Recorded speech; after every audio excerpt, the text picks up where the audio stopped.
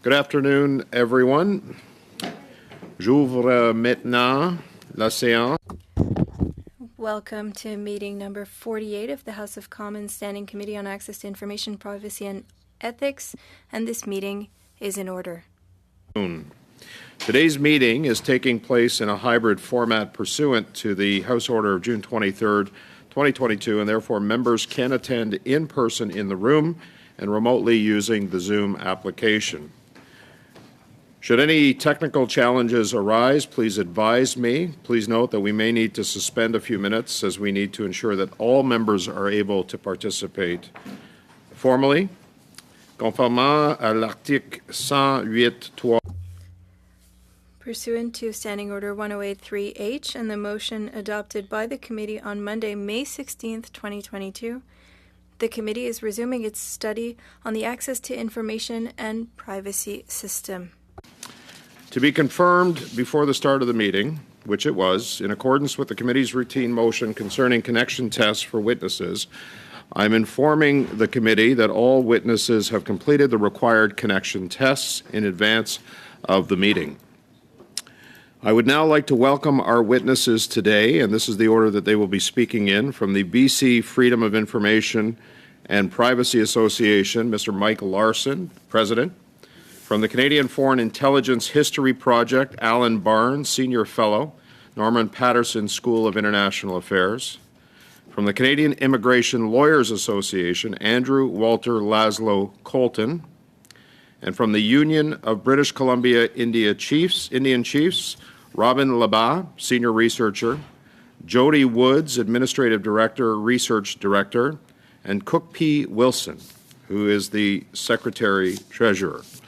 Et encore aujourd'hui,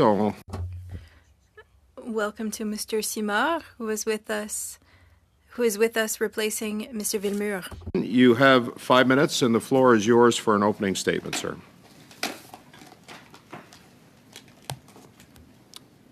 Mr. Larson, you're on mute. There you go. Thank you. Okay. Oh, hello, everyone. Thank you very much for inviting us today.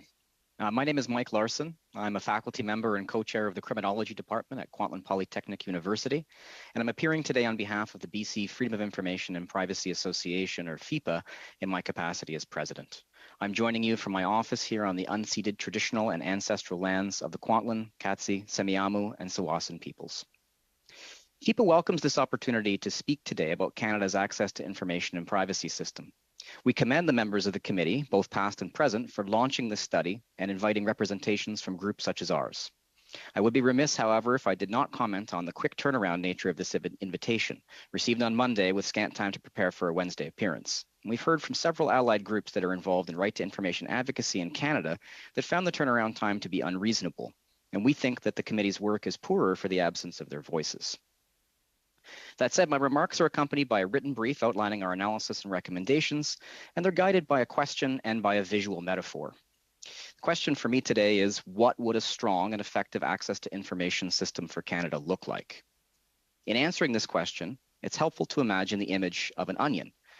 We all know that onions contain layers. We know the health of each layer impacts the health of other layers. We also know that onions can look good on the outside while concealing rotten layers when you open them up. Just like a healthy onion, a strong and effective access to information system for Canada would have several layers. At the core, we'd see a robust duty to document, embedded in legislation, backed by enforcement measures.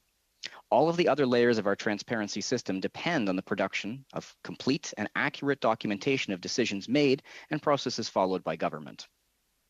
Moving outwards, the next layer of our transparency onion would be a clear and well-resourced information management framework that makes it possible to efficiently locate and retrieve records. Such a framework would need to support organized record management within government, while also serving as the basis for an accessible and public-facing roadmap of the information holdings of public bodies, like a finding aid. Building upon the core components of a duty to document and effective records management framework, the next layer of the transparency onion would be an updated and modern Access to Information Act. And such an act would need to be informed by a deep commitment to the idea that the right to information is integral to the functioning of a democracy. It would need to be broad in scope, encompassing the full spectrum of government organizations, including ministers' offices, and entities substantively funded or controlled by government. It would need to be timely, embracing the principle that access delayed is access denied, by imposing clear caps on the length of request extensions. It would need to be accessible without toll gate application fees or vast in-process fee estimates that function as barriers for transparency. It would be guided by a strong public interest clause that would act as an override for all exemptions in cases where the public interest in disclosure outweighs the interests of secrecy. And beyond this, it would truly limit the application of exceptions and exemptions, ensuring, for example, that overbroad interpretations of policy advice do not allow important information to be withheld from the public. Importantly, such an act would need to be supported by an Office of the Information Commissioner with strong investigative order-making and enforcement powers. The next layer of the transparency onion would be a thriving access culture, characterized by sincere commitments to transparency at the highest levels of government, by the effective resourcing of access to information in privacy offices within public bodies, and by adequate training. Senior leadership would need to set the tone by taking responsibility for transforming organizational cultures of secrecy that treat access to information as a risk to cultures of transparency that recognize access to information as a right. Finally, we get to the outer layer of our onion, a proactive disclosure framework that builds upon all the layers below by requiring public bodies to routinely and proactively disclose categories of records that are frequently requested and records whose release is a matter of public interest. Such a framework could do much to alleviate systemic delays and backlogs by satisfying the need for transparency without relying on a request-response dynamic. Now, I've sought here to briefly describe the features of a strong and effective access to information system, and to do so in a way that emphasizes their interconnected nature. Our existing access to information system, alas, bears little resemblance to this vision. It lacks a legislative duty to document. It does not encompass the full terrain of government. It's characterized by delays and backlogs, and by exceptions and exemptions for cabinet confidences, for policy advice, and more, and by fees that inhibit transparency. It's underfunded, under-resourced, and undermined by a culture of secrecy. There is, to stretch this metaphor, a lot of obvious rot in this onion. In closing, I urge the committee to be bold and aspirational, to call for robust and much-needed reforms to the laws governing the right to information in Canada. Thank you. Thank you, Mr. Larson. Next, we are going to go to Mr. Barnes. Mr. Barnes, you have 5 minutes. And Mr. Barnes, thank you for joining us in person. Mr. Chairman, members of the committee, thank you for this opportunity to address you on the important subject of access to information. I would like to raise a topic that has received little attention so far: the difficulty of accessing historic government records. The discussion of access to information has largely focused on problems of accessing current records, but there are also major impediments to obtaining government records that are many decades old. The access system was never designed to deal with such historical records. When the Act was first implemented, it was not intended to replace existing mechanisms for accessing government records, but in practice, that's what's happened. So today, there is no mechanism for the declassification and release of government records after a certain period of time. The so-called 30-year rule does not exist in Canada. Canada is the only member of the Five Eyes Intelligence Alliance that does not have a system for declassifying historic records. My particular field of study is intelligence history, but this problem affects a wide range of historical records on intelligence, security, international affairs, and defense. Most Canadian government records on intelligence and international affairs since the 1950s will therefore remain closed until someone makes a specific request for them via ATIP. These requests are then reviewed through the same process that is used for current records. Reviewing officers have no knowledge of the historical context of the records and generally apply the same considerations of what to redact, even though any sensitivity has diminished substantially over time. The government has no mechanism to track the historic records that have already been released, and so departments spend considerable time re-reviewing records that have been released elsewhere. Frequently, this review takes years to complete, and in many cases results in complaints to the Information Commissioner because of unreasonable redactions. The current system creates a major problem for Library and Archives Canada because it means that the great majority of government records on intelligence, international affairs, and defense will never be accessible to researchers. Researchers are forced to use the ETHI process, which means that they can only nibble at the edges of the vast quantity of government records held by LAC. But the problem also affects other departments, which continue to hold substantial archives of historic records, including Privy Council Office and Global Affairs. These records have not yet been transferred to LAC, even though most of them are decades old. For example, the Privy Council Office still holds records from the Second World War. The answer to this situation is obvious. Canada should establish a declassification framework separate from the overtaxed ATIP process that would proactively review and release records after a set period of time. Our allies have already shown how this can be done. In fact, some limited steps have been taken in this direction. Public Safety Canada is leading an interdepartmental declassification project looking at ways to make historic documents on intelligence and security available to the public. So far, however, this effort has not resulted in the release of any records. I believe this committee should consider inviting officials from public safety to provide testimony on the work being done by this committee, by the declassification project, and also testimony on the prospects for making more historical records on intelligence and security available to Canadians. The government has rightly emphasized the importance of transparency concerning intelligence and security matters in order to build public confidence in the work of these agencies. Making more historical records available would help to enhance such transparency. Canadians deserve a sound understanding of their history, including in the fields of intelligence, international affairs, and defense. Proper access to historical records is vital to such an understanding. But these records are currently being kept hidden by an act of Parliament so restrictive that researchers cannot do their work. Thank you. I look forward to your questions. Thank you, Mr. Barnes. You were under time, which is great. Next, we're going to go to Mr. Colton from the Canadian Immigration Lawyers Association. Sir, you have 5 minutes for your opening statement. Thank you, Chair, and members of the committee for the opportunity to appear before you. My name is Andrew Colton, and I'm appearing on behalf of the Canadian Immigration Lawyers Association, or CILA. CILA advocates for the improvements to immigration-related policies and departmental authorizations, and represents hundreds of immigration lawyers across the country. I'm here today to explain that for immigration applicants, the ATIP system is broken. It's broken by lengthy and unreasonable delays. These delays obstruct access to justice and are overburdening the federal court system. The solution is to impose a statutory 30-day time limit on extensions. My submissions today will cover 4 parts. 1, how immigration applicants use the system. 2, the problems that they encounter. 3, how these problems impose access to justice barriers. And 4, recommendations. This brings me now to Section 1.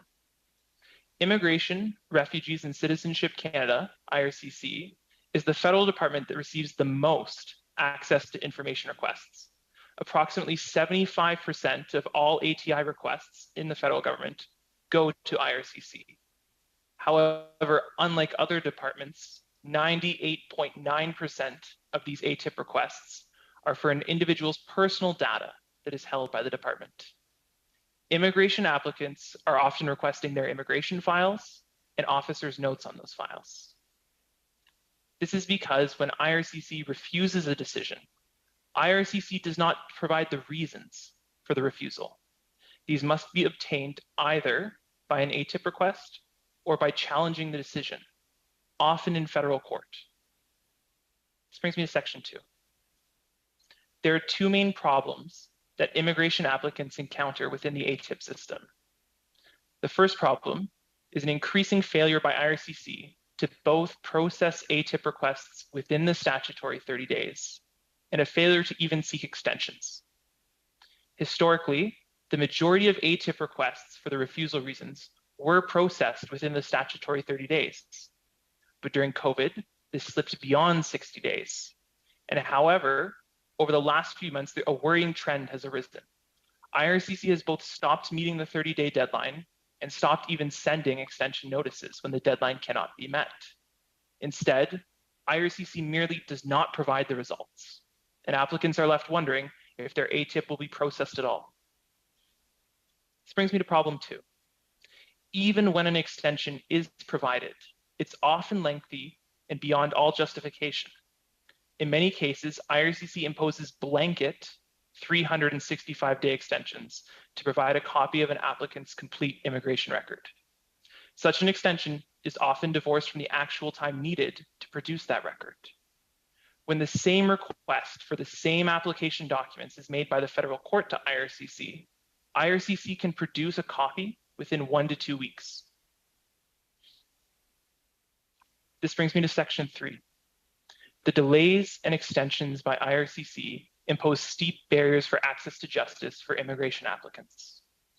There is currently the highest volume of immigration cases at the federal court than at any time in its history.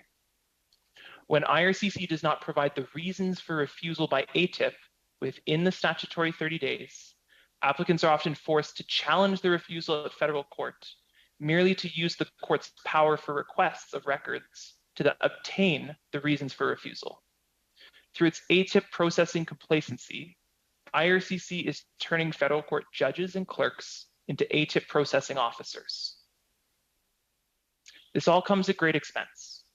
It's expensive to the applicant, who has to pay for court fees and legal fees, and it's expensive to the federal court, who often require more registry staff than ever to handle the increased volume. This brings me to section 4, our recommendations. To address issues with delays, we recommend that the Act be amended to impose a strict 30-day limit on the length of an extension that can be applied. As many other witnesses have identified to this committee, access delayed is access denied. This concludes my opening remarks, and I welcome your questions. Thank you very much, Mr. Colton. All of these opening remarks are under time, which is great. It'll give us more time for questions.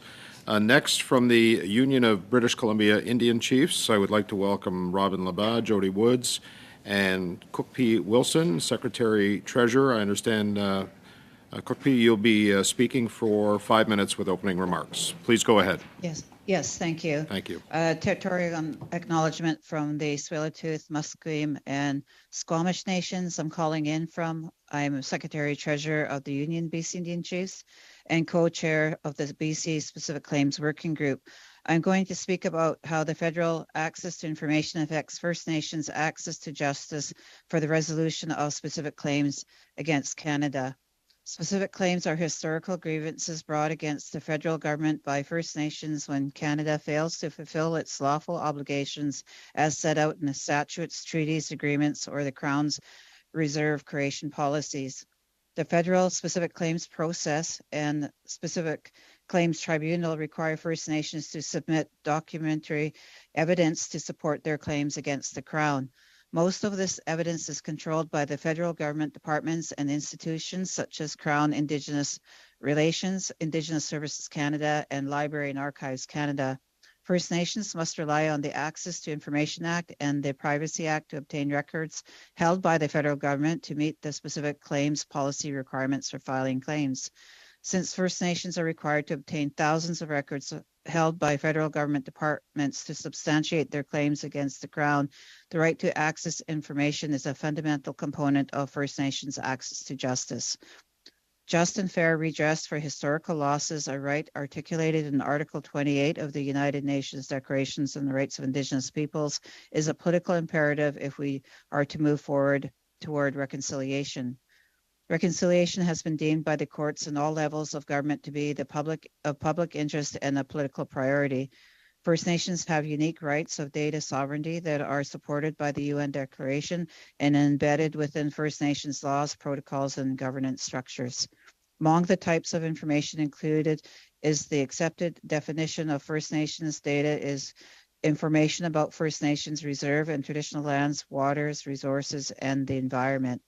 The federal government has a legal obligation through the United Nations Declaration on the Rights of Indigenous People Act to ensure that all necessary measures are taken to ensure that the UN Declaration is upheld and its objectives are met. The Prime Minister on December 16, 2021's mandate letters to the ministers direct each of them to implement the UN Declaration and work in partnership with Indigenous peoples to advance their rights. This entails holding up the honor of the Crown in all the dealings with First Nations. Ensuring First Nations have full access to records they require to substantiate their claims is necessary to uphold the law and service the public interest. Specific claims arise when Canada fails to fulfill its legal obligations to First Nations. Canada's specific claims policy requires First Nations to substantiate their claims with documentary evidence. Most of the historical evidence First Nations require to support their claim is controlled by Canada and federal government institutions. Since Canada controls access to the evidence, First Nations are required to substantiate their historical claims against the Crown through the Access to Information Act and the Privacy Act. It is in an unfair and unintendable conflict of interest. Canada's conflict of interest is overarching barrier to First Nations to fill and equitable access to justice. Systemic problems with access to information processes that impede First Nations access to justice include delay and broad and inconsistently applied exemptions and ineffective legislative remedies. Canada's commitment to meaningfully engage with First Nations has fallen far too short of expectations and minimum standard for obtaining First Nations free, prior informed consent, as articulated in Article 40 of the UN Declaration. Human rights principles such as self-determination, respect for First Nations rights and title holders, and obtaining First Nations free, prior informed consent must be incorporated into and underpin all processes for developing, reviewing, and amending federal access to information legislation and associated regulatory administrative processes. Canada's conflict of interest in controlling First Nations access to records must be fully eliminated. Treasury Board and Department of Justice must work in full partnership with First Nations and their respective organizations toward developing a new information management regime. This information management regime must uphold First Nations rights as articulated under the UN Declaration. In the interim, Canada must recognize its duty to full disclosure and uphold the honor of the Crown by working in full partnership with First Nations to develop a mechanism of independent oversight that ensures First Nations full and timely access to records. Canada must make First Nations claim researchers' requests for access to information a priority by hiring additional dedicated staff to expedite existing and impending requests. Canada's information analysts and staff must be informed about First Nations specific claims and First Nations right to redress and information rights, as well as imperative Crown Indigenous reconciliation. Canada must make meaningful and direct dialogue with First Nations and their representative organizations a priority from the onset of all future policy work.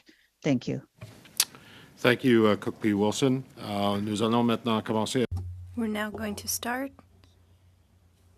with Mr. Gourde. You have 6 minutes. The floor is yours. Thank you, Mr. Chair, and thank you to all the witnesses for being with us. My first question is for Mr. Barnes. I was intrigued by the historical matter and the rule of 30 years. Do we have any comparison with our American neighbors? After how many years can they declassify them? The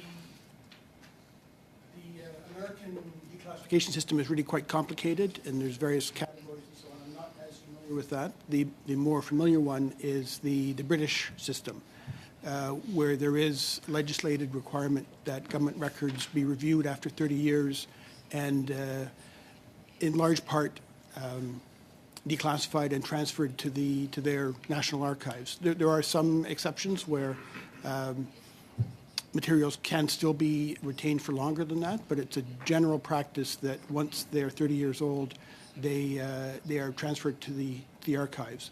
And the difference is in the UK, when they're transferred to the archives, they're automatically open. Whereas in Canada, many of the records, government records that are transferred to the archives are still restricted. And so the LAC has to then consult with the originating departments on whether they can be released. So it's a much more complicated process. On that historical matter, are there any sectors or matters of Canadian history that are still hidden because we don't have access to the documents covering certain events? Yes, exactly. There's wide ranges of history that are still restricted, and I broadly categorize those as intelligence, security, international affairs, and defense. But essentially, it's sort of any of those areas of history that is affected by Section 15 of the Access to Information Act, which allows for exemptions for anything that could be harmful to Canadian international affairs and defense and so on. So that's a very wide range of historical matters, including, most of the Cold War, and certainly since the Cold War, but many other diplomatic issues and so on that are much more difficult to get records. Merci, Monsieur Barnes. Thank you, Mr. Burns. My next question will be for Mr. Colton. For immigration, can you tell me, will some immigrants face negative impacts from having to wait too long to have access to their files? Sometimes there's a document missing or a signature missing, and did that negatively impact people attempting to immigrate to Canada? Thank you, and that's a good, excellent question. Not having access to their immigration file, and specifically the documents that IRCC already holds, can have many negative impacts when an applicant is doing a subsequent application. When an applicant submits an application online using the CIC portal, they are not given a copy of what they submitted. Once it's in government hands, it stays with government.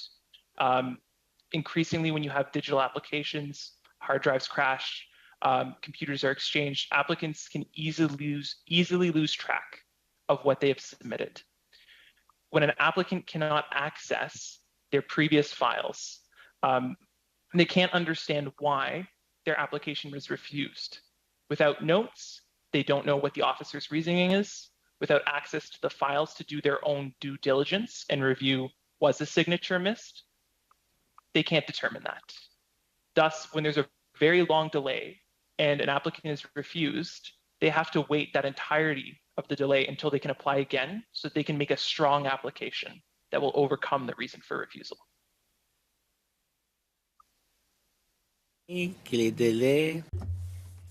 And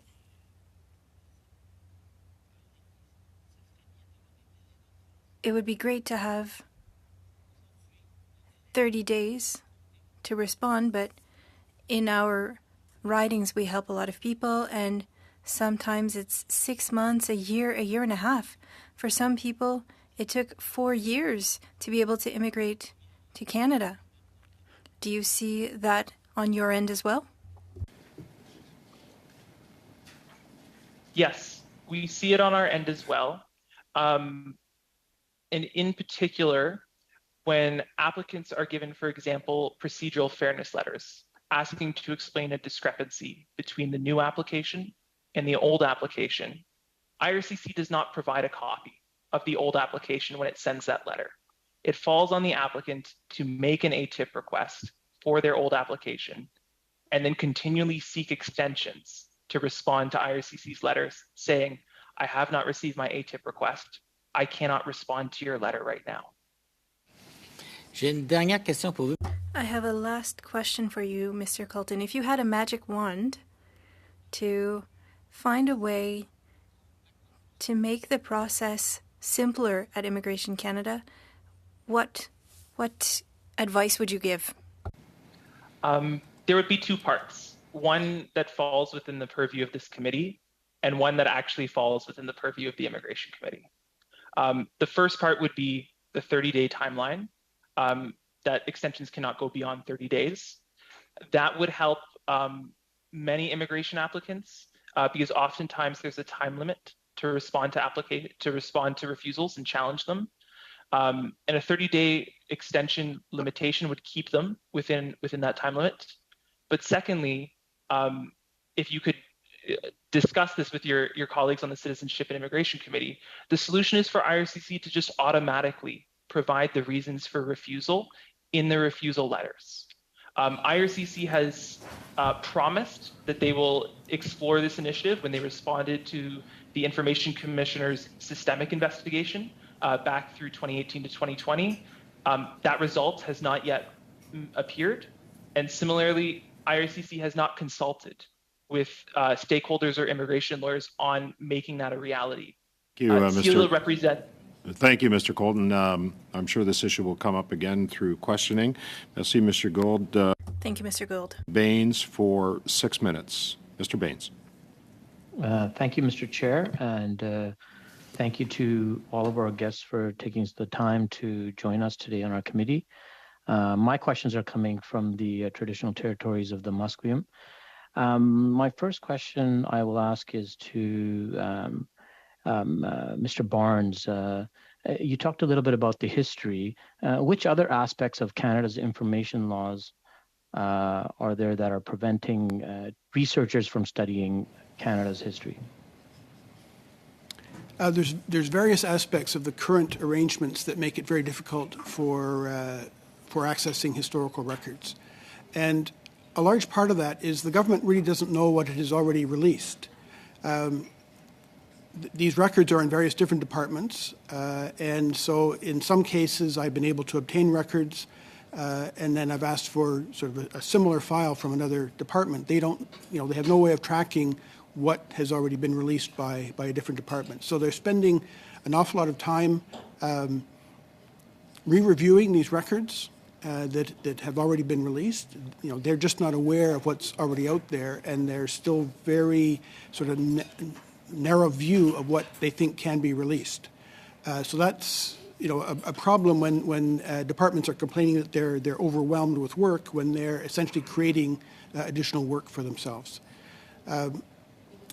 The other fundamental problems are more linked to information management and so on, but that feeds into the access process, because if the researcher isn't aware that a particular file exists, they can't really ask for it. And requests for sort of general information on a given subject is very, very awkward. It doesn't usually provide useful information. It's much more effective to request a specific archival file. But as I said, if the researcher isn't aware that it exists, then a specific request can't be made. Okay, thank you. And to Mr. Colton, we heard early in this study that IRCC now receives most of the requests under the Access to Information System. Were you encouraged by the report from the Information Commissioner that they are adopting improved methods to expedite requests? In practice, those methods have yet to materialize. Right now, as I understand it, IRCC opened its ATIP modernization office in 2020. It has yet to release a minimum viable product that proactively produces refusal reasons to applicant and proactively releases the entirety of the refusal reasons and GCMS notes. I'm encouraged that IRCC recognizes they're a problem. I'm discouraged by the pace at which they are responding to it. Okay, appreciate that. And the next question to our representatives from the Union of British Columbia Indian Chiefs. Indigenous people should have ready access to information and data relevant to them without the need to submit ATI requests. Do you have any suggestions on how to best implement this practically? Cookby, you're muted. Chief, you're on mute, I believe. Sorry, can you rephrase that, please? So I was saying the Indigenous people should have ready access to information and data relevant to them without the need to submit ATI requests. Do you have any suggestions on how to best implement this in a practical manner? Could I defer that to Jody or Robin? Thank you. I might call on Robin to take that one. Thanks. Thank Hi. you. It's a complicated question because one of the things that's really important, especially under the UN Declaration, is recognizing Indigenous rights to data sovereignty. So when it comes to developing a process whereby First Nations would be able to obtain their own information, especially for legal processes such as specific claims, one of the things that's currently being worked on right now is an independent center for the resolution of specific claims. That announcement was made, last week or a couple of weeks ago, I think. So one of the things that's being contemplated is a means by which information would flow freely to First Nations that are involved in this process without having to be vetted by Canada, who's a party to the claims. So, but issues around data sovereignty, it's a more kind of complex question, and it has to involve, First Nations governing bodies at all stages because they're the ones that own the information. So I don't know if it's a complex process, but at the very least, there needs to be some kind of independent oversight in the interim that ensures that First Nations involved in these legal processes, particularly against the Crown, where the information, full access to information, is made available to them. Okay, thank you. Chair, do I have any more time? About 30 seconds or so, Mr. Baines. I'll go to Mr. Larson. British Columbia recently introduced a fee, $10, to discourage vexatious requests and fund the system. Do you agree or disagree with the change implemented by the BC government? Thank you very much for the question. This really occupied our last fall this year. We were fighting quite actively as an organization to oppose what we call the toll gate fee. We saw this as a barrier to access. We think that for the small handful of what could be called vexatious or overusers of the system, there's a lot of people who lack the means to meet the $10 threshold. And I can say to you as a professor, when I'm trying to teach my students how to use access to information law, I want them to use access to information law, and asking people who are already pretty strapped for cash to spend $10 as part of the process is right there, a considerable barrier. Thank you. For people. Thank you, Mr. Larson. Monsieur Simard, vous avez 6. Monsieur Simard, you have 6 minutes. Mr. Barnes, in your opening remarks, you stated that there are no mechanisms to release historical records, if I understood correctly. There are currently no mechanisms on how documents could be released to Canadians, documents that have a historical value. If government departments transfer records to LAC open, then those records can be accessed by researchers. However, many government records, and particularly in the areas that I'm interested in, are transferred to LAC restricted. And so those all require access requests. There's no other mechanism. Vous avez parlé. You also talked about security information, defense, and international affairs, and I think you also referred to Section 15, but I'm interested especially in documents that have a political value in the national context. For example, the process that brought us to the repatriation of 82. If I'm a researcher and I would like to have information on the deliberations that occurred around then, I can't have access to these documents. There isn't a mechanism that allows me to have access to these documents even if they're over 30 years old, correct? Yes, I can't comment specifically on that area of documents. It isn't one where I've been working, but essentially the same principles apply. If they are being held in a classified form, there is right now no other mechanism except for ATIP. The very cumbersome process of asking for an ATIP release to get access to those records. Now, in those cases, there may be different exemptions that apply than the ones that I'm constantly dealing with, but again, the principle is the same. Connaissance, And to your knowledge, do a lot of countries have that functioning? I know it's your field of expertise, but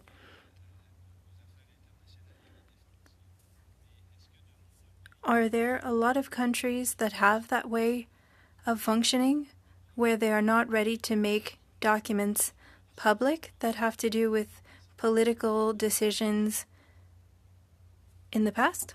Clearly, each government has their own regulations, and certainly those kinds of political issues, as well as national defense issues, are potentially more sensitive. But as I mentioned, all of our allies have instituted procedures for actually dealing with that and allowing for the release of those records that are less sensitive, while still maintaining necessary controls on those that are much more sensitive. The problem with Canada is there's no such mechanism. So everything essentially is treated the same way, as if it's just as sensitive as it was the day it was created. And of course, many of these records are overclassified to begin with, so they perhaps weren't as sensitive even when they were created. So it's a problem today. merci. Peut-être. Thank you very much. I'll now ask a question of Ms. Cookby Wilson. For legitimate demands that you have, if documents are not available, or if you have to fight to have access to this document, how do you do your land claims? I imagine it makes things difficult. And do you have any data on things that you are trying to achieve? And in cases where you don't have the documents that you need to support your claims? Jody? Sure. You're muted, but I think you asked me Jody? to address. Yeah, okay. I will, and then I may ask if Robin wants to add anything. It makes it difficult, and we actually never have any sense of certainty that we're able to provide all of the documents that are available. And this is often actually proven true when Canada reviews the specific claims that we submit, and often sends back some documents that we were never able to find or access. And usually without any kind of context, honestly. But also in terms of data, we're experiencing currently two huge delays, like hundreds of days. One was projected to be years because of the scope of the ask, which is necessary for the type of work that we do. Delays are the norm in this process, and they represent very clearly access to barriers to access to justice for First Nations. But Robin, did you want to add anything to that? The only thing I'll add just very quickly is to, echo what Mr. Barnes was saying about access to historical documents. Particularly Crown Indigenous Relations has told us that their policy is not to transfer historical records, and I'm talking records that are over 100 years old by this point, is not to transfer records to Library and Archives Canada if there can be seen to be a quote-unquote business case for retaining them in the department. So we have no idea what is there because they're, ineffectively we're not given access to their file lists, or we don't even know what they have. And occasionally, as Jody mentioned, what happens is when Canada reviews these claims, we'll just get arbitrary records back. And if we don't know what exists, we certainly can't do due diligence on behalf of First Nations that are filing legal claims against the Crown. We just don't have, so what happens is there are these huge gaps in the historical record. And First Nations have no choice but to just submit these incomplete reports, and it's just it prejudices their claim because they don't have the full picture. Thank you. Merci, Monsieur Simard. Thank you, Mr. Simard. Mr. Green, you're up for 6 minutes, sir. Thank you, Mr. Chair, and I'd like to take a moment to welcome all the witnesses. My first line of questioning will be to Cook P. Wilson and your colleagues. I want to carry on with some of the line of questioning, and I think perhaps for the record, to provide you the opportunity to give a little bit more understanding to the specific claims that you all have. Are you asking for like an overview of our specific just some claims work? Correct. Just some of the examples of the specific claims that you're advancing as a national issue. Jody, can you do that as technical? Thank you. Sure, no problem. So UBCIC houses one of the largest specific claims research programs in Canada. We have about 220 claims on our work plan that are active from BC First Nations who provide us with the mandate. So because BC is in a unique historical situation and that we don't have a lot of historical treaties here, our claims usually don't relate to things like failure to fulfill treaty promises. They usually relate to the illegal alienation of lands or resources, or the failure to protect or reserve lands or resources that should have been protected or reserved according to colonial law. So that's one aspect of our work. And then another aspect of our work is claims reform advocacy. And we use ETHI processes in that work as well. But with respect to accessing historical documents, it's the claims research. Robin, did you want to add anything? Sorry. No, sorry, go ahead. Yeah, I would just like to, continue along that line, because I would put to committee that this particular special relationship, nations to nations relationships, provide a higher duty of care legally, quite frankly, than it does with the regular, average citizen who might be applying, or non-citizen who might be applying for kind of bureaucratic information to the government. So I'm wondering if you could talk about the First Nations principles of ownership, control, access, and possession, more commonly known as OCAP, and how the federal access to information affects the abilities for First Nations to apply these principles in practice. Is that a legal consideration or technical consideration that you all have to bring into play? Yeah, that's definitely a Robin question. What I would say to that is that current federal legislation and provincial legislation for that matter, but it just doesn't incorporate those principles really in any way. And there have been discussions with the First Nations Information Governance Center around trying to make those changes to federal legislation, changes that would actually recognize the self-determination of First Nations in Canada, and along with that, First Nations' right to data sovereignty, which incorporates the principles that you mentioned. I'm just reflecting on the earlier comments of Mr. Larson, who talked about this notion of risk versus a right, like the culture of the government.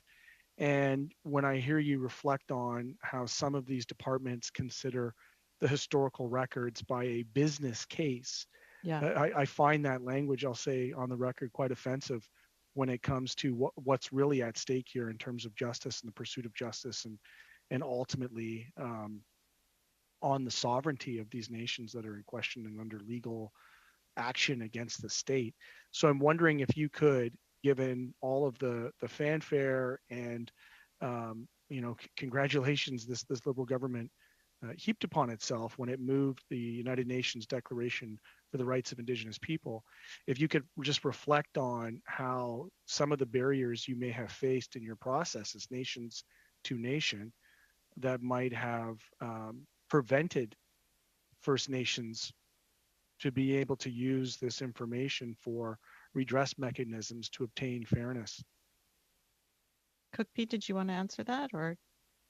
Well, just the comment would be talk to the First Nations Information Governance Center would be one, and just that as we're implementing the UN Declaration, both federally and within the province, that does need to be also implemented in the Information Act and all the different records. I think that's what the uniqueness of our presentation is today. But I don't know, Jody, did you have any more to add on that? Cookpee, if I could just ask you a follow-up question to that statement. Sure. Have you been consulted provincially on that process? And if you have, has the access to information been presented to our provincial counterparts in BC? We did a presentation to the province, I think, was it last year, Jody? Do you remember when it was? And we do have the presentation, and I'm not sure how far the province has done with our presentation to them about the Information Free Act and the privacy and ethics. And it's been really slow going in regards to legislation changes. But, you know, we have to continue to do what we do because there's such a backlog of specific claims, both nationally and provincially, and we have about 50% of that in our province. That's why we felt it was so important to be here today to make our presentations and our clarifications, a lot what Jody and Robin spoke to. Does that help? I want to thank you for availing yourselves to be here today, and I appreciate that you've now had the opportunity to put this on the record, and I'll just give you my commitment that as we contemplate the final stages in draft, I'll make sure that your comments are adequately reflected in any final reports, given the serious and elevated nature of the claims. Mr. Green? It's a little, I'm so sorry, it's a little backwards, but you were saying, contemplating in draft. Could you would you mind explaining what at the end of the study, Yes. we draft recommendations. Okay. So your testimony has now been put on the record procedurally, and then when the recommendations come out, I'm just committing to you as a member that I will highlight and elevate these recommendations in my work to ensure that the federal government takes responsibility and ownership over their the unfair dealings, quite frankly, in negotiations and in contemplation for the land claims. Thank you. A little extra time on that one because it was a fair question, Jody, and it needed a response from Mr. Green. So that concludes our first round of questioning. We're now going to move into the 5-minute rounds and the 2.5-minute questions. I'm going to start with Mr. Kurek for 5 minutes. You have the floor. Thank you very much, Chair, and I appreciate the expertise around the table, both in person and virtually. And let me start first by acknowledging and thanking you all for that expertise and the feedback here today, but also just as a practical matter. All the testimony that you provide, as Mr. Green had mentioned, goes into us writing a report and making recommendations. And if there's anything that, because we have limited time in this meeting, if there's anything further that you would like to add, specific recommendations that you maybe didn't have a chance to address during the course of the meeting, please feel free to send to the committee, as that also gets considered as time is precious. I'm going to ask all four of our witnesses the same questions that I've asked each panel that we've started with on this, and the first two questions is two questions, just a yes or no answer, and then I'll get into some more substantive items. But access to information, as we're studying, my question is, how important is a good, accessible access to information system for a modern democracy and everything that entails, including things like understanding our history, reconciliation, and that sort of thing? Start with Mr. Colton. Yes or no? Yes. Okay. Cookpee Wilson. Are you saying that for a modern information system, that there are substantive changes required? Yes, and how important is a system for our democracy and for things like reconciliation? Yeah, and I would also add in the legal obligations, as we just mentioned in our last discussion, the inherent legal obligations Canada has, because that's above reconciliation is about relationships, but I think it's about the legal obligation too. Thank you. Thank you. And Mr. Barnes. A well-functioning access regime is absolutely essential to a functioning democracy. And Mr. Larson. Absolutely, vitally important. Okay, so my next question, again, a yes or no, or a very short explanation because time is precious. But where do you think the status quo is adequate in this country? I'll go the other direction this time, Mr. Larson. Is the status quo for the ATIP system acceptable? Absolutely not. Mr. Barnes. Cook P. Wilson. It's not acceptable in upholding the inherent rights of our people, and also working towards improving our relationship under reconciliation, but also it's not adequate in upholding the legal obligations of the federal government, the Crown, to our Indigenous people. Thank you. Okay, and Mr. Colton. The status quo is unacceptable. Okay. Okay. So I find it incredibly Mr. Colton, a point that you made about departments are more than able to fulfill court reporting obligations, but unable to timely fulfill ATIP requests. That's, I think, an incredibly important element to this conversation, because I, having filed a number of ATIP requests as a member of Parliament, sometimes the years-long delays that are associated with that. But just if you could highlight the need for, specifically in your area of expertise, but I think that can be expansive across government, the need to ensure that access for citizens, or in the case of immigration, those who are endeavoring to become Canadians, the importance for that this system works, if you could highlight that. For immigration applicants, the importance cannot be understated. To do a credible, robust, complete immigration application requires a full understanding of everything you have submitted and everything that is happening to your application as it moves through the process. You talked a lot about the historic, the system just doesn't work well for historic documents.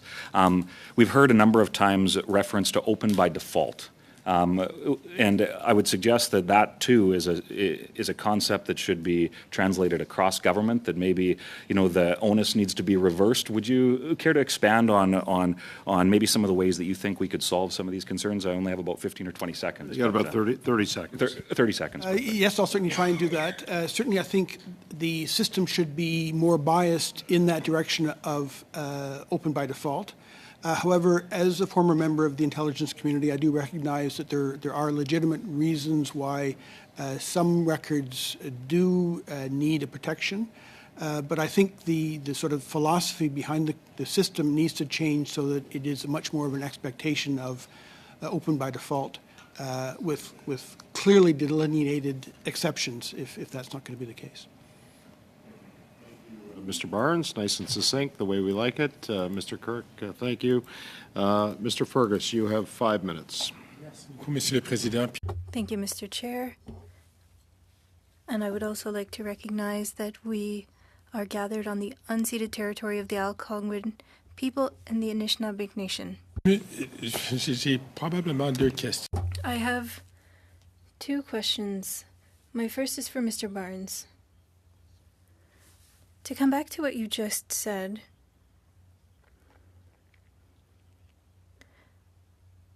as someone who worked in intelligence and national safety, and as someone who does research on Canadian history and decisions that were made in the past, you mentioned that in the UK, they have another system which is basically open by default. As soon as documents are transferred to their archives, they are declassified and public. But for national security reasons, some documents are set aside. Can you share your experience with what's going on in the United States so that we could have a comparison with Canada? Yes, I'll certainly try and do that. And I must say that having come from government and now working on the outside, I've ended up learning a lot more about the access to information process than I ever wanted to know. Most of my work has been on Canadian files, so I have not done work in British or American archives, so I'm not as familiar with the details of their arrangements. The American system is quite complicated. There's sort of several layers. They have a Freedom of Information Act similar to the ETHI Act in Canada, but they also have other mechanisms for the release of material proactively. So, for example, the various intelligence organizations have historical offices, and they will release batches of records proactively. So, for example, on the anniversary of the Cuban Missile Crisis or some other specific historical event, they will release a large batch of records, and they will often have a conference, an academic conference, to support that. That concept is just totally foreign to Canada. In the UK, again, they have a different system where materials are much more regularly released after 30 years and go right to the archives where they are all open. There are some limits to that, but even then the British intelligence services have been much more proactive in supporting official and authorized histories of the various intelligence agencies and so on, which have been very, very helpful for expanding knowledge of how those organizations have operated. So that hasn't happened in Canada. And given your experience in Canada and outside of government now, you talked about best practices in the United States and the UK. Do you believe that we should do a better job so while documents are active, that they be better classified to make it easier after a certain period of time when the documents are to be sent to Library and Archives Canada? Should we do better? Absolutely, and there's various mechanisms to do that. Clearly, it's recognized that many documents are overclassified. That's been recognized for many years, but the practice still continues. So I'm not sure what practical steps can be taken. It really is a policy decision to reinforce the actual classification process.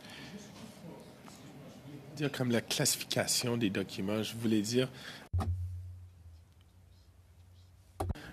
documents when they are actually being stored or archived or dealt with in current time before the 30 years have elapsed. Yeah, that gets to very complicated questions of file management and that sort of thing. Certainly, as a researcher, I would appreciate that. I think it would be very difficult, given the size of the organizations and the range of records, to do that. So I don't have any sort of easy fix for how this information would be managed. I mean, I could possibly sort of give some greater thought to it, but there's no obvious way.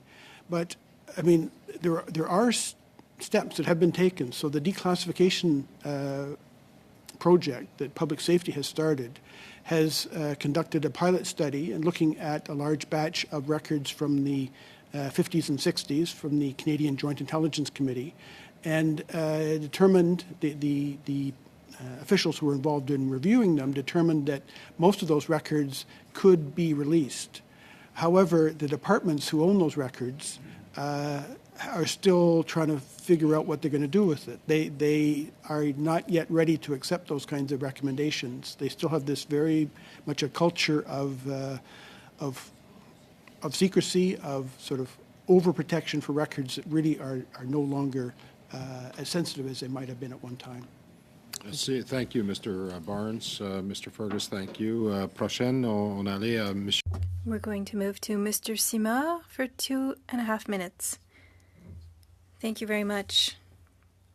Mr. Colton, earlier you mentioned that the courts are struggling because people are asking to have access to their files and are being refused access. But on what basis are immigrants refused from having access if they're coming in as refugees, for example? I'd like to clarify that point. when applicants are refused, they're not refused access to their records in ATIP, they're refused their immigration applications, and they're seeking the reasons for refusal. The reason why immigration applicants are going to the federal court is because the federal court offers an end way around the ATIP system, whereas an ATIP will often take more than 60 days, more than 90 days, sometimes going up to a year. When you go to the federal court and your application for leave is approved, the federal court will make an order and will ask IRCC to produce that record for you. Similarly, when you file a notice of application for leave and judicial review, automatically the federal court will request from IRCC the production of the reasons for refusal. And so that is why applicants are going to the federal court, because once they, in many cases, once they obtain those reasons, they then discontinue the application itself. They're not interested in pursuing the refusal. They're interested in using the court to obtain the reasons for refusal. Okay, donc. So if I want to understand the reasons for refusal, I cannot go through IRCC. I have to automatically go through the courts, if I understood correctly. That's what causes delays. You can go through IRCC. You will be waiting months. And when the deadline to challenge your refusal is 15 days or 60 days, you're waiting beyond any action you can take to challenge an unjustified refusal. Donc, des gens sont. So, people, for example, an asylum seeker were sent home without knowing why their application was refused. I will clarify that for asylum seekers, it is very different. The IRB, when they have their hearing at the Immigration and Refugee Board, will provide reasons. For immigration applications, it's primarily outside of Canada applicants, such as visas, work permits, study permits, and also in Canada equivalents for those same types of applications. Merci. Thank you very much. Quick question. Yesterday, Professor Lapointe was here, and he told us that in the last 12 years, he had an exercise with his students and had never received documents within the prescribed 90 days. In your experience, have you received documents in the prescribed 90 days, yes or no? Short answer, please. Sorry, I missed the first part of that question. I think it was addressed to me. I have in some instances, yes, but not sufficiently to make it a pedagogically viable exercise within the scope of a semester. So quite often people get the experience of filing, they get some correspondence, but not the satisfaction of being able to analyze the results and follow up. Okay, thank you, Mr. Larson, for being quick on that. Merci, aussi, Mr. Simard. Thank you, Mr. Simard. Next, we go to Mr. Green for 2.5 minutes. Matthew? Thank you very much. I want to reference an article from March 2022 by author Andre Conte, which talked about the delays in access to information as being a form of administrative sabotage. I know that's a loaded term, but I want to allow the witnesses to provide their response if they believe that these delays are a part of administrative sabotage. Mr. Larson, I'll begin with you. Thank you for the question. I think one of the things, maybe to rephrase this a little bit, is to think about whether the delays we have in the system are a bug or a feature, and from whose perspective. And I think that right now, the idea that there are systemic delays works in the interest of keeping information from the public, especially when it pertains to timely matters. I'm very sympathetic, and myself as a historical researcher, to the challenges of getting access to historical records, but quite often we need timely records. Thank you, sir. Moving on to Mr. Barnes. Mr. Barnes, I reference, there was within this same context, I think about Mr. Michael Dagg, who had a request for access to information that was, I think, an 80-year response. Would you consider this to be a form of administrative sabotage? Yes. I mean, there are ways that departments frequently use the mechanisms within the current process to sabotage responses. And in particular, for the kind of records I'm dealing with, it involves essentially weaponizing the consultation process. So Library and Archives is basically told by other departments not to release records without consulting. I need to intervene, sir. Sorry, I need to intervene. I got 30 seconds left. Are you aware that there was reports, according to a senior library archivist, that over 80% of the archives stored in the LAC are not top secret? Well, so in other words, their top secret vaults contain information that ought not even be top secret. I can't really comment on that directly. Okay, I'll go on to the question about administrative sabotage. Mr. Colton, do you agree with that notion? From a perspective of IRCC as it applies to immigration applicants, it's less sabotage, more complacency. Okay, perfect. And in rounding it out, Cook P. Wilson, would you consider this to be a form of administrative sabotage? I believe it is, because we've had many of our nations that were delayed responses, and also delayed the information, and then we'd get back information that'd be all black-lined. Thank you.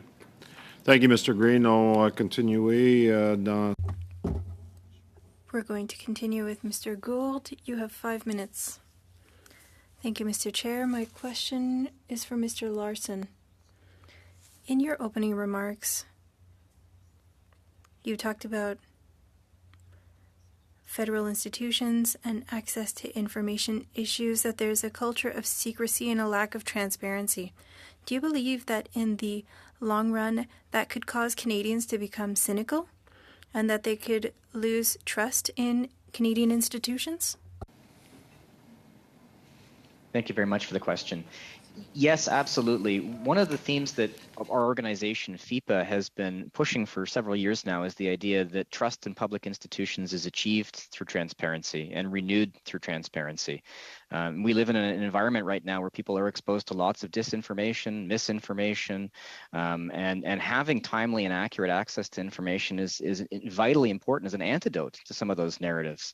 When we see that there are cultures of secrecy, when we see that there are systemic delays, for whatever reason that they arise within individual institutions, I think it erodes trust in government as a whole. My next question is for Mr. Barnes. Do you have examples of countries that are doing well that we could look to for inspiration? Well, I must say that there are problems with any of these systems in any country. So I've been pointing to the U.S. system. There are still major problems with that. But I guess it's a matter of degree and relative standing. So I think the Americans are doing many of the things well. They do have a proper system for declassifying records. I think the United Kingdom has a very much more effective system. I mean, it's not perfect, but it is much more effective. So I think Canada can learn from our close allies. So it's not a matter of reinventing the wheel. We don't have to come up with something brand new. Thank you, Mr. Barnes. I'm going to come back to Mr. Colton.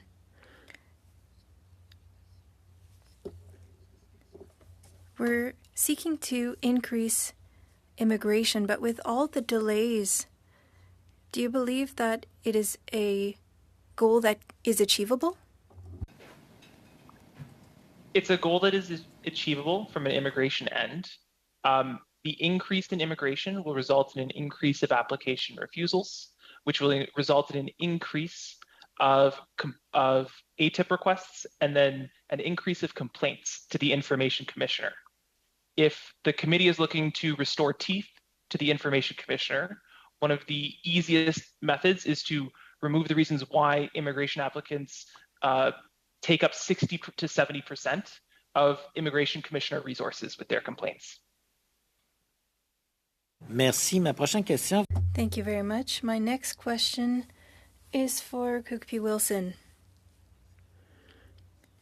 With the issues with access to information for Indigenous nations, do you have any that have examples of prejudice that are negatively impacting their files or their development because of a lack of access to this information?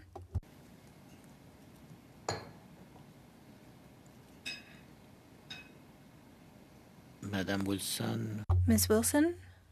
Or anybody else from the organization?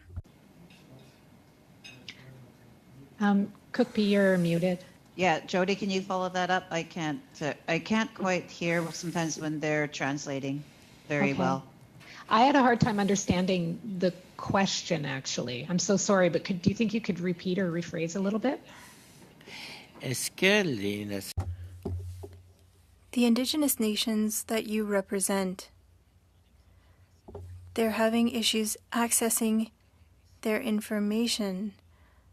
Are they seeing delays for development in infrastructure, or are there any other issues that we should be aware of? Well, I'd say with respect to specific claims, they're seeing significant delays and barriers in being able to resolve longstanding historical grievances against the Crown, and the resolution of those grievances could, for some communities, pave the way for cultural, social, economic development in those communities. So I'd say yes. But Cookpee, did you want to add to that at all?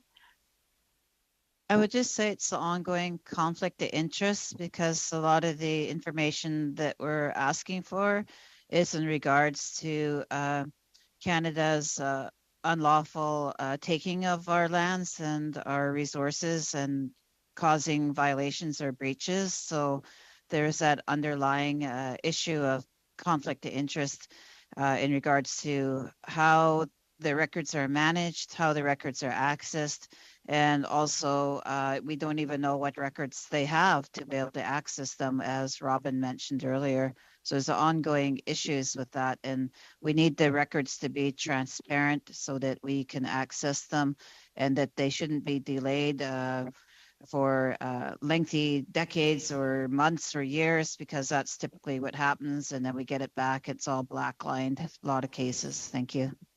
Thank you, Cookpee. Merci encore, Monsieur Thanks again. Thank you again, Mr. Gould. Max, for 5 minutes. Thank you, Mr. Chair, and through you, I'll start with this question to Cookpee Wilson, or perhaps colleagues of her team. We've heard a lot today about data sovereignty, which is actually a great framing in an era where information, whether it's in the web or in other ways that we try to access, is actually almost like a form of currency, and as Cookpee Wilson said so well, also a pathway to justice. Currently the federal government, through the Access of Information Act, protects information obtained in confidence from other governments, including Aboriginal governments. However, the current definition is only limited to 9 governments. And what's the importance of expanding this definition so that it's inclusive of all Indigenous governments? What would that look like?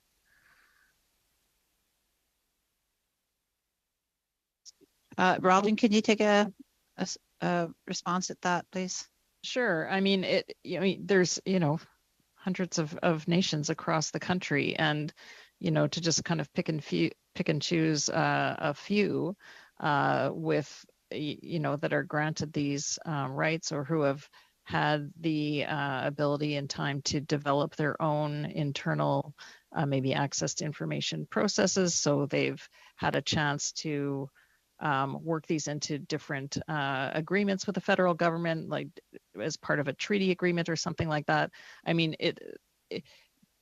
data sovereignty is a right granted to Indigenous peoples and Indigenous nations, period. So, it has to be you can't grant a right to just sort of select, people in this group. It's a human right. It should be applicable to all First Nations, and they have to decide what that's going to look like as it pertains to their own governance structures, their own Indigenous laws and protocols, and their own priorities, I would say. I understand, and thank you for that. And through you, Mr. Chair, I'd like to ask again, either from Cookpee Wilson or her colleagues that are with her today. The federal government is currently engaging with Indigenous peoples about the Act, And what do you hope is the results of that engagement? It's like we've talked about the challenges. There are 634 First Nations that there are varying levels of relationships with. They're complex, they're historical, there's much to unpack, and on the path of reconciliation, what do you hope to see out of these discussions? Well, I'll just say part of it, which is the free, prior, informed consent that under the UN Declaration that the government must prescribe to now. Jody, did you want to add more about, how we've done these before with these different types of consultations that the government puts out, especially around this information about the Information Act? Sure. So Cookpee mentioned this in her opening comments about Canada's commitment to meaningfully engage with First Nations. We engaged during Bill C-58. We provided input into the DOJ's engagement materials for Indigenous nations with respect to the modernization of the Privacy Act. And we have engaged with Treasury Board Secretariat on this process, but I would have to say that those experiences, despite everybody being nice and everything, those experiences have fallen way short of not only what our expectations would be, but also what we believe Canada's commitment is under the UN Declaration. So everything's very late, very last minute. A little honestly like this process where we had 2 days notice to prepare for this. It was quite similar with engagement with TBS on the access to information legislation where it's wait, okay, we're ready. You have 6 weeks to survey First Nations from across Canada and make a submission. It's not a partnership, and that's what we need. That's our expectation. Okay, thank you, Mr. Chair. How much time do I have? Just roughly about a minute or so, Ms. Sachs. Okay, so I would encourage Cookpee, Wilson, and your colleagues who are here with you today. We do have a habit of asking this committee for additional written information, and I would like to know we've talked about the challenges and where it's falling short, and if you would be willing to submit some of those gaps in writing and where you hope to see the results of the engagements being. I certainly, and colleagues around the table, would want to know more. I'm just going to switch to Mr. Barnes for a moment, if I may. In terms of historical records and archiving, it's something I actually raised at the last meeting. And do you feel when current ATIPs are asking for historical records, when the answer comes back as it is too long and too arduous and too difficult to deal with, that there should be another mechanism in place or a department that deals with historical requests outside of the purview of let's say, live wire ATIPs? Ms. Sachs, if you don't mind, perhaps we're going to be coming through another round, Sure. and I have you on the list. Maybe Mr. Barnes can think about that answer, and we can move on to the next round, because we were over the time there. Okay. Absolutely. Okay. Thank you, Chair. Okay. Merci. Thank you very much. That concludes the second round. And we're going to start with our third round for 5 minutes. Mr. Couric. Thank you. Thank you very much, Chair. And I'm going to start with Mr. Larson. You had talked in your opening remarks about a public interest clause. And I'd invite you to, and again, time is a precious commodity here, but in about a minute, if you could outline what that should look like and expand a little bit on what you had shared in your opening statements about that idea of a public interest clause. Thank you. Absolutely. Our remarks today are based on a comparative scan of freedom of information, access to information mechanisms provincially and with reference to some internationally. And one of the things that we find as a standard for robust and effective transparency laws is the inclusion of a public interest override. That allows for information that is deemed to be in the public interest to be released, indeed requires it to be released, in some instances proactively released, overriding exceptions and exemptions that would otherwise apply to certain categories of information. And there are lots of instances in which this could arise, but it's been reported that this is one of the defining features of really meaningful transparency laws. And we do want to see this in Canada. Right now, we do have in the Canadian Access to Information Act, we have a very limited public interest override in Section 20 that pertains exclusively to third-party information. So expanding that as at bare minimum to cover all of the other grounds on which information can be withheld would be a really important step in the right direction. I appreciate that. And now I want to switch gears a little bit, and sticking with you, Mr. Larson, first.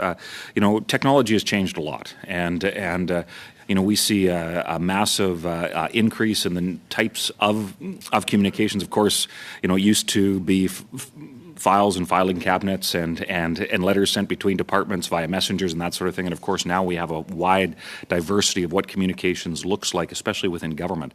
So I'm wondering if you have any comments about how access to information should be updated in light of both the challenges related to the widening scope of types of communication, but also possibly some opportunities maybe about how we can make access to information better when it comes to utilizing technology, databases, proactive disclosure, and things like that. And I'm going to ask you, 30 to 45 seconds, and then I have a couple of questions for Mr. Barnes.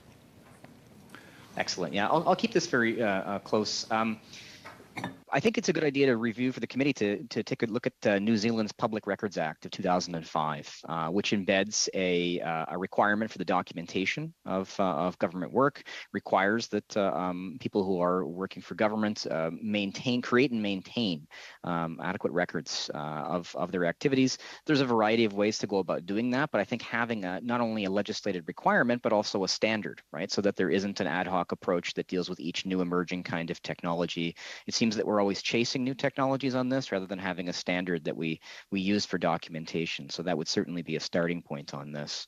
I think modernizing the systems we use for information management is a vital component of this entire process here, so that things are easily searchable and retrievable, having things like an organized information architecture that incorporates new forms of technologies, including the ones that we're using today, expanding the idea of record notionally beyond the idea of textual documents, because of course the Act applies to all manner of different kinds of records, and making sure that people are easily able to not only store those records and organize them within government, but actually understand what is available and access it from the outside too. Thank you. And I apologize about having to cut you off, but again, time is short. If there's any further detail, please feel free to submit it, including specific recommendations. Mr. Barnes, your unique experience around declassification, I'd invite you to provide for the committee maybe some context in about a minute, the processes that you would recommend be adopted to ensure that there's an adequate and appropriate framework for declassification within Canada.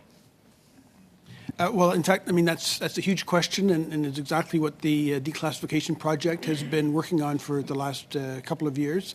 I think there needs to be, at the first instance, a much clearer idea within government of what actually is sensitive and what isn't. Because right now, there is really no guidance within the Canadian government on classification process, which is different from our allies, where in the American situation, where there's manuals of a couple hundred pages saying what is sensitive and how it should be classified. That doesn't exist in Canada. So if I could just ask a practical quick follow-up. Who writes those manuals in our allied jurisdictions? Well, in the U.S., it's the Director of National Intelligence. So, I mean, they have a much more robust structure for organizing their community. Okay, thank you, Mr. Keurig. Just for the sake of the committee, Ms. Labat has had to take some time away from the committee meeting for other business, so she's no longer on the call with us at this moment. So I just wanted to make the committee aware of that.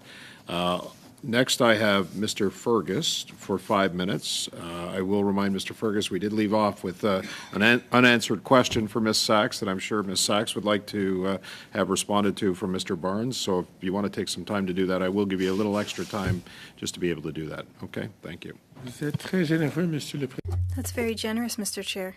If you recall the last question from my colleague, Ms. Barnes. Yes, you were talking about some other mechanism for addressing large requests. And I must say that I have been somewhat critical of LAC, I think for good reason, but at the same time, I think LAC has been trying some positive steps. So in many ways, these very large requests, I think if there is discussion between the requester and the institution, there is often great scope for focusing on what is going to be most useful for the requester. The Information Commissioner now has some scope to sort of weigh in on the question of vexatious requests and so on. So I'm not sure if your question sort of relates to that sort of situation. But so there is a mechanism to address that. But I think to a large extent, the most effective way to do that is by having a useful exchange between the requester and the institution. Ça, c'est bien noté, monsieur. Very, very good, Mr. Barnes. I've noted that down. So, in the same vein, in our last meeting, Mr. Wernick, the former clerk of the Privy Council, testified here, and he had made reference to the fact that he would want us to be very concerned about narrowing the scope of the national security exceptions to the release of information for the reason that there could be foreign bad actors who would be quite happy to understand what the process was or the sources of Canada's information. Mr. Barnes, given that you worked in the domain inside government and now you're outside seeking rightful information, I think you could provide this committee with a balanced view on this. Do we have to be concerned? Is there a measure of concern that we should have in terms of narrowing down the scope of the national security provisions? For prohibiting the release of information? Let me just make sure that's I think there is some room to narrow the exemptions and be much more specific, and especially given passage of time. I mean, that is sort of theoretically taken into account in the Act as it stands, but it really isn't exercised to any great extent. So I certainly see a need to protect some information, certainly current information, I mean, because there are bad actors. But what the system seems to neglect is the fact that what might be sensitive today is much less sensitive 20 years, 30 years, 40 years later. So there has to be some mechanism to recognize that evolution. And even for information that is currently significant, I think there are probably some ways to narrow the scope of what truly is sensitive and what the bureaucracy would prefer others not to know about. There's a difference between sort of bureaucratic desire for confidentiality and true threats to national security. Oh, excuse me. Could there also be, should that be the only factor by which you should determine whether or not a material should be released? Because sometimes, as you know, history doesn't repeat, but it rhymes. And there might be some issues which were an issue at a particular time, and then let's say 60 years later, due to the provisions of the Act, it would be released. But that issue has resurfaced again, and it might be insensitive at that time or controversial. Or is that just one of those things that you just have to live with? Well, I mean, I think that's a possibility, but the actual likelihood of that is really quite low. I mean, you can't only base decisions on releasability in terms of time, but I think time is a very important factor in that consideration.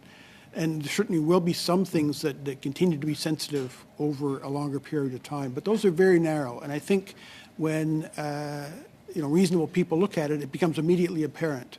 What's happening now is a lot of these redactions are made basically on a whim, on a very subjective view, and even people within the system will disagree on whether it's sensitive or not. In my view, something that's truly sensitive should be immediately apparent to any reasonable person.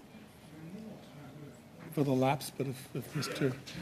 If you, Extra minute here. I appreciate that. Then I'll try to just get this last question in. If time is not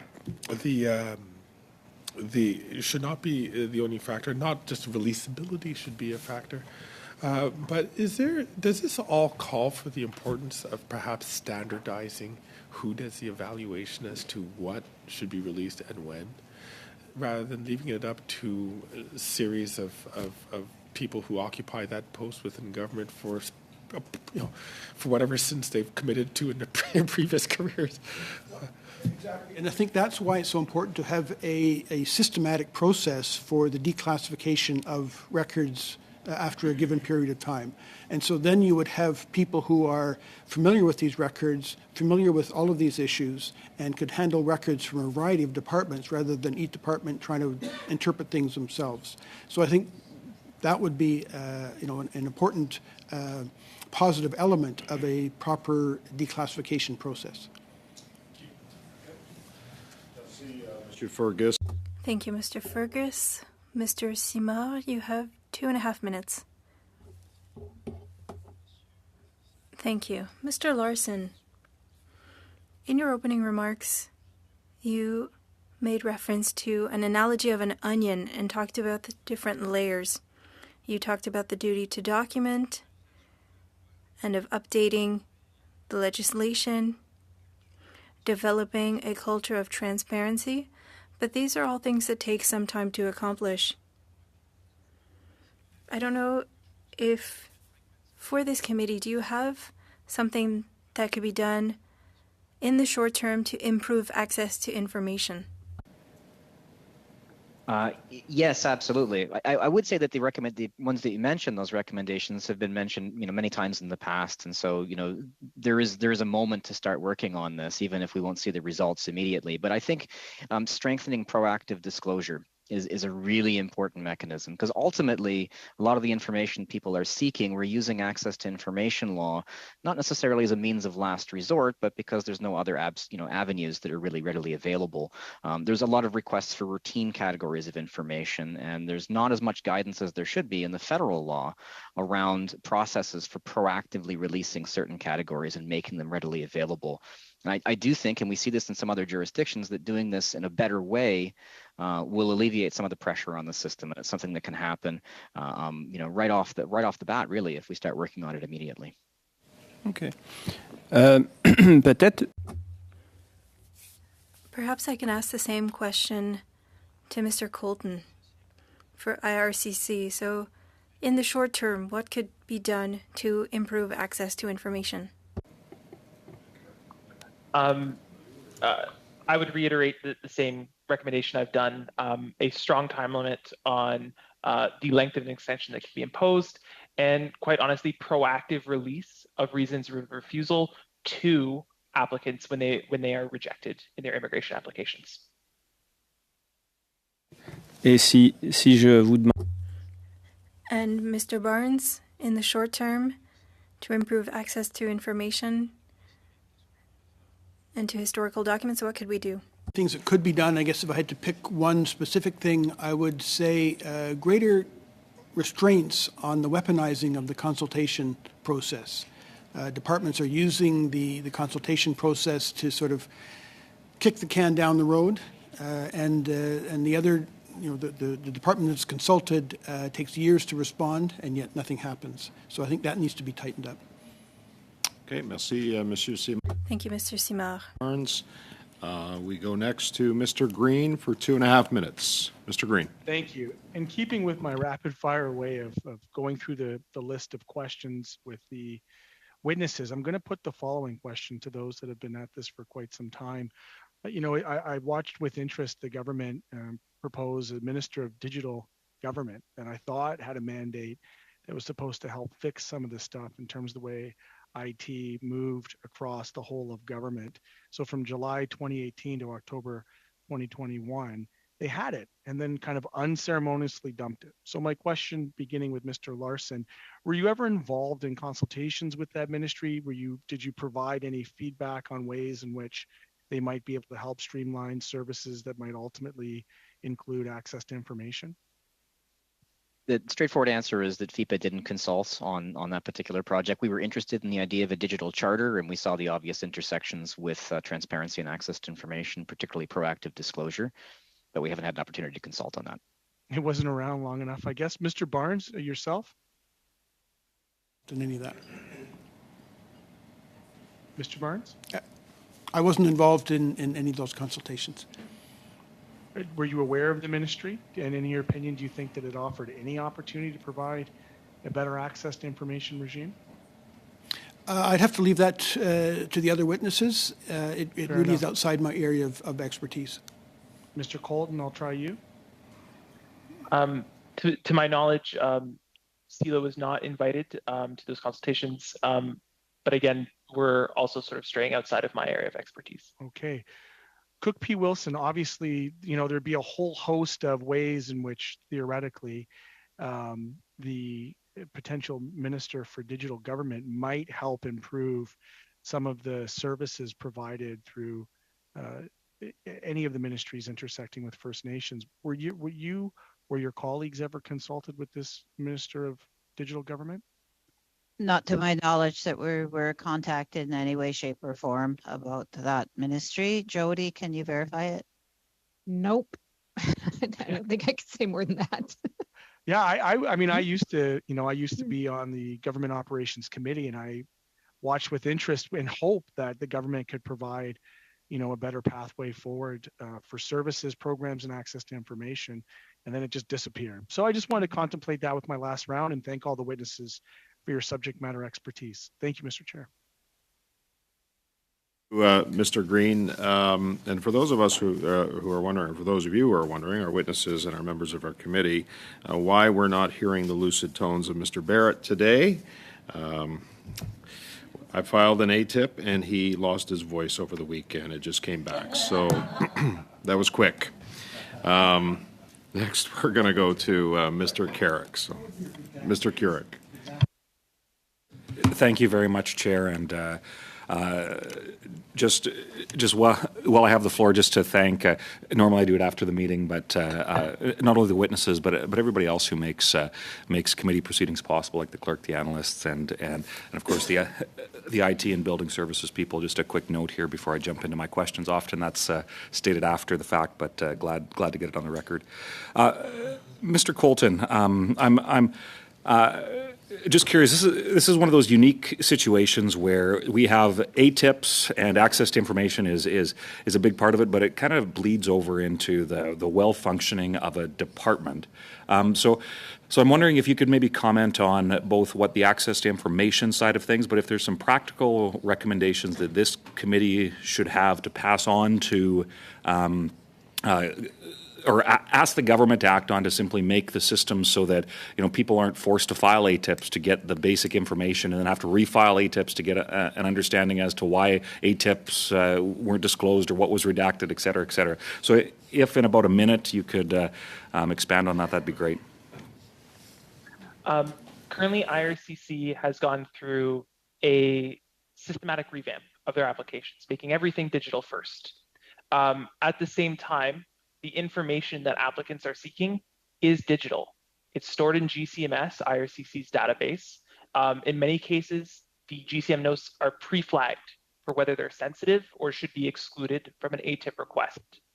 There should be a very simple compatibility between IRCC's new portals and an applicant's internal application and officer's notes.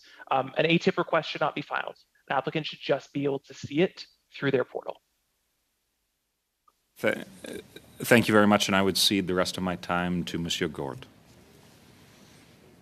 Merci. Dans le même ordre d'idée pour Monsieur. For Mr. Coughlin,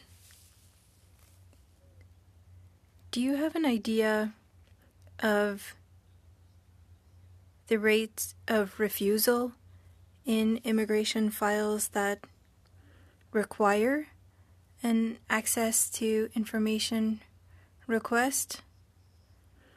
to my knowledge, I feel like there aren't many files that people can do themselves. They need to go through legal experts like yourself or work with MPs, and the success rate seems low, maybe. I have a hard time putting numbers on this. I feel like we only hear cases that go wrong. Are there any cases that do go well? To put a couple numbers together for you, for the end of 2023, IRCC is projected to receive 223,000 ATIP requests. Of those, it's projected by the OIC that about 6,000 will result in ATIP complaints. Similarly, IRCC's office itself predicts that if 20% of all eligible applicants file an ATIP or privacy request for their information, there would be 775,000 requests by the end of 2024. The volume is increasing. It will only increase, and it will continue to drain the resources of the OIC. See, Monsieur Gould. Thank you, Mr. Gould. We're going to, there's been consensus among the parties that this will be the last 5-minute question. Ms. Khalid, you have the floor for 5 minutes. Thank you. Thank you very much, Chair, and thank you to the witnesses for your very compelling testimony today. I'll start with the lawyers, the Immigration Lawyers Association, Mr. Colton. So I understand that about 73.9% of ATI requests in the top 5 departments for Canada were filed in IRCC. Now, I guess my question to you is more of a practical one. Is it just become a standard procedure for an immigration lawyer to, as part of the process of providing support to their client, to just make an ATI request just as the file progresses on a regular basis? Do you think that is kind of clogging up the system? It's a fair question. Increasingly, IRCC has stopped communicating with applicants. Delays in applications reach years now. There's a 2.5 million application backlog. And oftentimes the only way to get a sense of why there's a delay is to file an ATIP. So as a matter of course, are immigration lawyers filing an ATIP for every single client? Generally, yes. It's not to clog up the system. It's because there's no other information available to immigration applicants. An immigration applicant cannot go to an IRCC office and ask to speak to a front clerk like you can at Service Canada.